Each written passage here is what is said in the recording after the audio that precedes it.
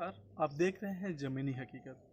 ज़मीनी हकीकत के माध्यम से हम बिहार और भारत के अन्य राज्यों के, अन्य शहरों की, अन्य गांवों की तस्वीर हम आपके सामने पेश करेंगे। ज़मीनी हकीकत में हम देखेंगे कि जो ज़मीन है, ज़मीन के हालात क्या हैं, क्योंकि हम जानते हैं कि जो भारत की अर्थव्यवस्था है मूलतः कृषि पर निर्भर है और यहाँ पे लगभग 70% लोग कृषि पर ही निर्भर है। तो हमें एक गाँव की तस्वीर और गाँवों से जुड़े एक शहरों की तस्वीर भी पेश करनी है। तो आइए हम आज बात करेंगे चुनावी हालात की, चुनावी महापर्व की। जैसा कि आप जानते हैं कि जो बिहार में एक चुनावी बिगुल फूंका जा चुका है। अभी हाल ही में नीतीश कुमार जी ने वर्चुअल रैली भी की है। तो इस रैली के माध्यम से यह संदेश दिया गया है कि हाल ही में अब चुनाव स्टार्ट होंगे जो अक्टूबर माह में संभावित भी है। तो आज हम जानेंगे कि जो बिहार के हालात हैं, जो बिहार के ज़मीन से जुड़े जो मुद्दे हैं वे कहाँ तक सफल रहे हैं। तो हम आज बात करेंगे कि चुनावी महापर्व में हाल ही में गुप्तेश्वर पांडे जी का ऐसी संभावना लगाई जा रही है कि वो बक्सर से चुनाव लड़ेंगे, जो वर्तमान में डीजीपी हैं और वो ज़मीन से जुड़े नेता भी हैं। वो 28 करोड़ भोजपुरियों की एक तरह से आवाज़ भी हैं। तो लड़ना जायज़ है, ज़रूरी नहीं कि आप नौकरशाही में रख के ही सारा काम करें। आप चुनाव में जा सकते हैं, बेहतरी के लिए आप चुनाव लड़ भी सकते हैं, तो उसमें कोई गुरेज नहीं है। अगर हम बात करें समानता की, तो विकास की बात हर जगह होती है, सड़कों की बात हर जगह होती है, नौकरियों की बात हर जगह होती है, लेकिन यहाँ के हालात कुछ अलग हैं।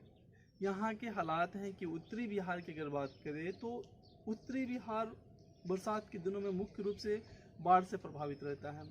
और कोविड-19 के दौरान, कोरोना काल में जो हमने जो पलायन देखा, बड़े बड़े शहरों से लोग अपने गांवों की तरफ लौट रहे थे और जो एक बेरोजगारी का आलम था, तो ये एक मुख्य चुनावी मुद्दा हो सकता है। किसी भी एक जनप्रतिनिधि के लिए यह जरूरी है कि वो उन जरूरी मुद्दों को उठाए, जरूरी मुद्दों के लिए बात करे, जरूरी मुद्दों से ही इस राज्य का विकास हो सकता है। क्योंकि अगर हम पलायन की बात नहीं करेंगे, बेरोजगारी की बात नहीं करेंगे, अशिक्षा की बात नहीं करेंगे, तो फिर हम जो ज़मीनी मुद्दा है वो उठा ही नहीं पा रहे हैं।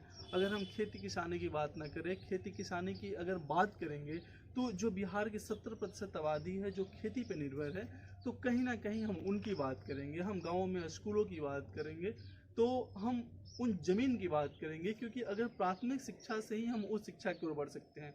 अगर हमारी प्राथमिक शिक्षा बेहतर होगी तो हमारी माध्यमिक शिक्षा भी बेहतर होगी, अगर माध्यमिक शिक्षा बेहतर होगी तो हमारी उच्च शिक्षा भी बेहतर होगी।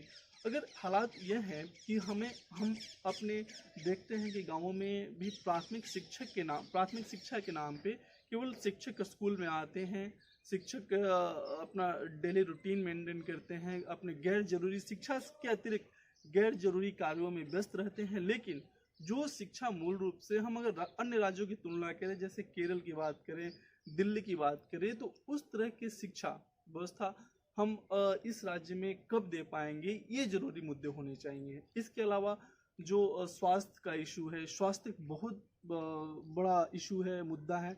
क्योंकि अगर आदमी स्वस्थ रहेगा तो मानव संसाधन स्वस्थ रहेगा, अगर मानव संसाधन स्वस्थ रहेगा तो इस राज्य में बेहतरी के लिए मानव संसाधन के द्वारा बहुत सा काम जो है, कुशल अकुशल बहुत सारा काम जो है करवाया जा सकता है।